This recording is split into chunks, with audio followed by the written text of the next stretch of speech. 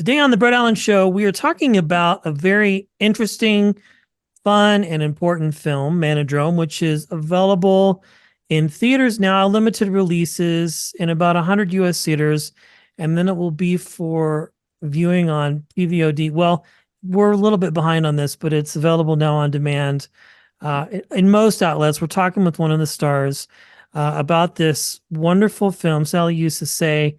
Congratulations on this. This is so good. I think absolutely people need to see this. I agree. I agree. I think it's a movie for the times, especially when you have certain individuals online who are kind of promoting toxic masculinity. It's great for a man to be in his, toxic masculinity. It's great for a man to be in his masculinity, but there is a point that it can reach where it becomes toxic. And you see that in the film. You see that with Jesse Eisenberg's character, Ralphie, when he meets a certain group of people. And he's also dealing with his own personal issues, his own sexual identity. So he's got kind of like a thunderstorm of things going on within him. And it makes for a very complex story. So yeah, everybody should go check it out. Yeah. And the interesting thing about this is that, like, I'm somewhat surprised, but not surprised that this world exists. It's so interesting. And I've been watching interviews that you've been doing, that Jesse's been doing, and just many people. And like, you guys went deep to learn about this world because it really does exist. It's crazy that it's even possible, if that makes any sense. I don't know, at least to me. No, it is crazy. You have groups of people who, when they have just a little bit of power, you have a lot of people who are vulnerable. You know what I mean? Yeah. I think with Jesse's character, he was kind of fatherless. They just kind of allude to his dad a bit in the story, but more so he talks about his mom. And in creating my character, Amit, I kind of found a similarity between the two characters as far as their background, you know. I Interesting.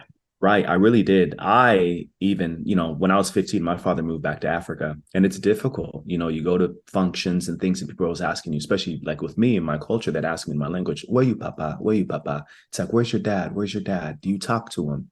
And when you don't have that father figure or that guidance, it's very easy to sway and get pulled or end up under the arm of some person who's claiming to be seeking your best interest. And oftentimes, excuse me, that's not the case. We saw that in this film, especially. Yeah, it made me really think too, especially as a dad of a 9-year-old son, really like teaching him the things that are important, but also teaching him a balance, which I think is missed in a lot of different family dynamics, right? I agree. I agree 1,000%. I also have an 8-year-old. I have an 11-year-old daughter and an 8-year-old son. And it's the same thing. I tell them things that I wish my father would have told me growing up that Mm, I got to hear, like, I believe in you. Like, you can do anything. I'm here for you. I got your back no matter what decision you make. And if you fall, I can help you get back up. Those sorts of things. When you don't have somebody telling you that, then it's kind of like you're kind of left at fate to kind of have somebody or someone to kind of guide you. yeah. As a sidebar here, I saw an article talking about saying I love you and all of that is important, but really those other things that you just mentioned about I believe in you, I support you. Yeah, I could talk about that for hours. Well, we talked before we started recording on the fact that this film has been a process for a while. Where did you begin as a journeyman actor, as a storyteller? Like, how did that begin for you?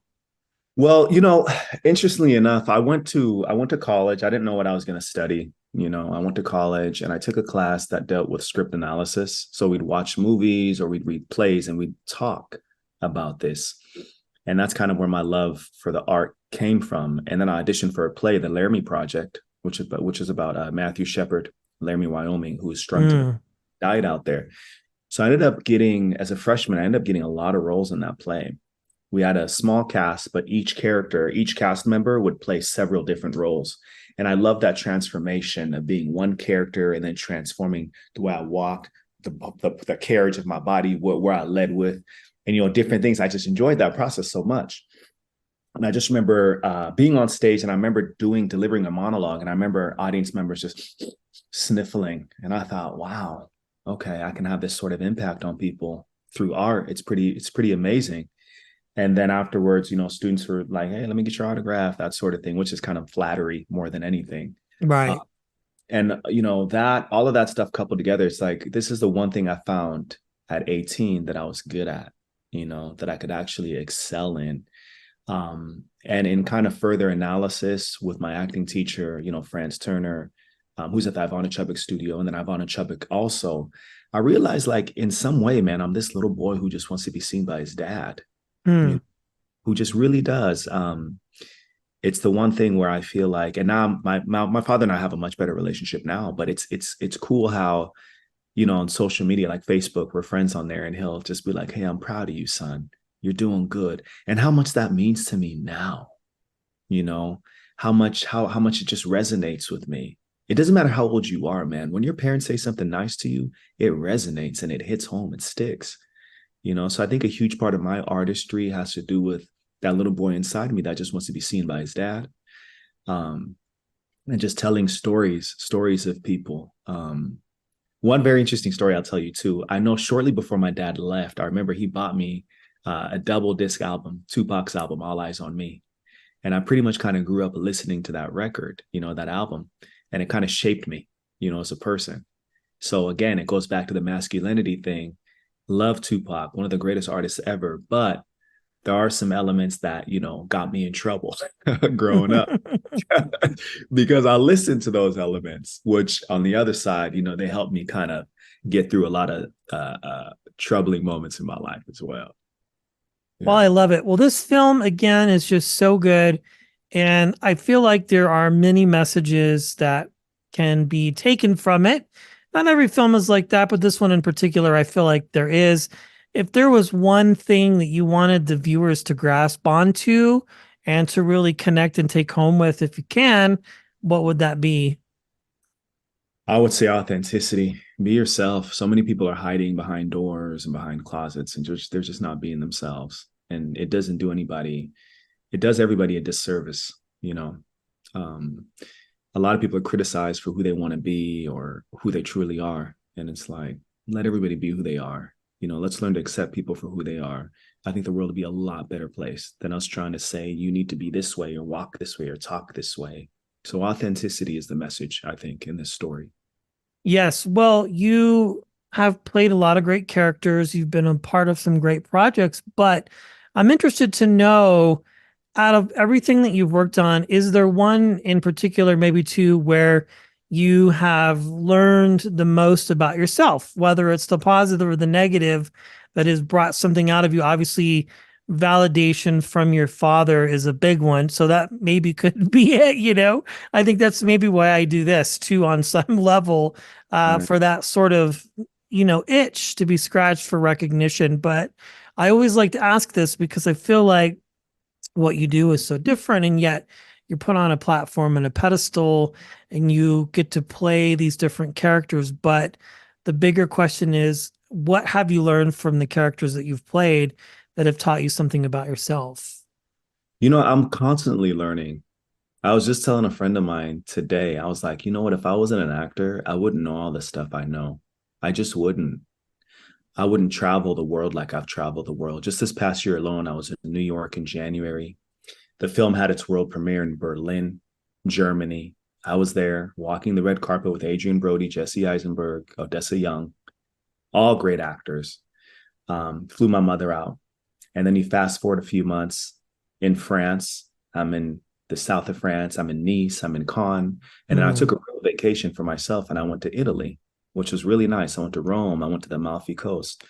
All this is brought about through art, you know.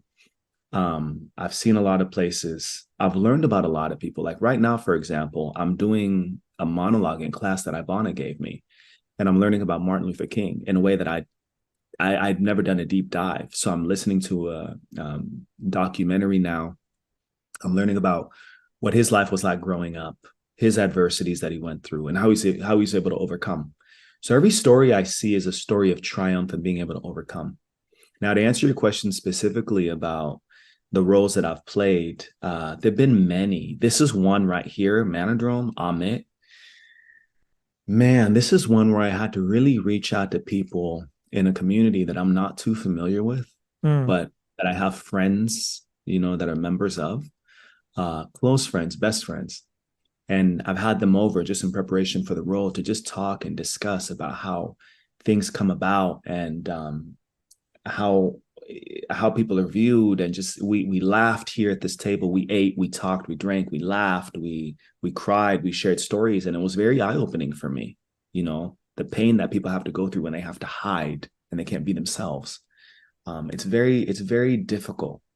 One of the roles that I really loved the most that I played, that was kind of close to the cuff, you can call it, was a father. I played in a show called Broken Seeds. It was just after I came off of Manodrome, man. I just came off of Manodrome, Brett, and my team was like, "No, you're not doing that. They're not paying you enough." I was like, "Man, you know what? I was in Africa at the time visiting my dad and my grandmother, and the producers, I had worked with them on a short, and they called me. It was a direct offer, and it was very flattering and very honoring, right? To have like a direct offer. You don't have to audition. It's like it's Yeah, yours. it's like Easy Street when you get those. You would think, right, Brett? But then you read the thing, and you're like, "Ooh, I got to execute all this. It's dark, it's heavy, it's dramatic. Father grows ill with the Lou Gehrig's disease, and he has to watch his family just go down and be desecrated." And it's just like, wow, that role was amazing because I got to really play a whole entire arc of the character where I'm this healthy dude who's a boxer, who's a nurse, who's good, and then he just ends up in a wheelchair, ends up defecating on himself, urinating on himself. It was, oh man, it was a beautiful role. Some of my best acting, because I played a father and I am a father. So to put myself in that mind space, Brett, of like, man, I'm going to leave my son behind. I remember one scene in particular where I'm telling my son, I'm like, man, I'm like, you got to become the man of the house now. And he's like, Dad, how do I become the man of the house? And I'm trying to tell him, like, you got to look over your mom, you got to watch over your sister. And man, that's one of the heaviest scenes with some of my best acting, and shout out to Milo, the young kid who played my son too. Um, but these roles, man, they inform my character, they inform my way of life. When we play a character like that who's going to pass away, you realize how short life really is. Yeah. You don't want to take anything for granted. You want to be as nice as you can to people. You want to live your life the way you want to live it, as long as you're not causing harm to anybody. Whether you want to be a painter, an actor, a dancer, whatever it is you want to be, roles like this teach me and reinforce the idea that you need to do just that. You know. Well, one last question. You mentioned you're a parent. Do your Mhm. kids show interest in what you do at all, or do they find it kind of just like blasé? Like my kid has no interest in any of this. I'm just curious, like, or is it just normal work? No, it's a great question. And interestingly enough, my kids do have interest. They're very loving kids. They're the kind of kids that are like, if dad likes it, we like it. And kids are like that in most cases, right? But they've actually helped me with auditions that I've booked or gotten pinned for. My daughter's a great reader. She's 11 going on like 30. Yeah, that's usually how it is. Like this girl's pretty impressive. And my son too is very charming, very sweet. But they love it. They really do. It's just tough when I have projects like this that are rated R and they can't see it, but they know Yeah. it's, and they want to see it, and they're chomping at the bit. And I know they might maybe sneak off of their friends and maybe want to watch it, but hopefully they don't, because it is rated R. Um, but yeah, they do support what I do, actually, and they're a major motivator. I have a crazy work ethic, Brett, and people always look at me, they're like, how do you work two jobs, run a business, go to acting class Tuesdays and Wednesdays? How do you But it's because, Brett, I happen to be divorced and I don't get to see my kids every single day. Yeah, So I they're get making that. the ultimate sacrifice. You know what I mean? So there's just no time that I can sit around and squander, knowing that this time could be well spent or better suited with them. So if I'm going to be here in LA and they're in Seattle, man, you better believe I'm going to be busting my butt every single second of the day to make sure that, the price that they're paying is respected, and it's valued and it's used wisely. Well, very well said. Well, congratulations on this fantastic film, Manodrome, available now. So you say, thank you so much. I Thank you. appreciate your time, man. Congratulations on all your success. It's all very well deserved. Thank you, sir. We'll see you. Thank you.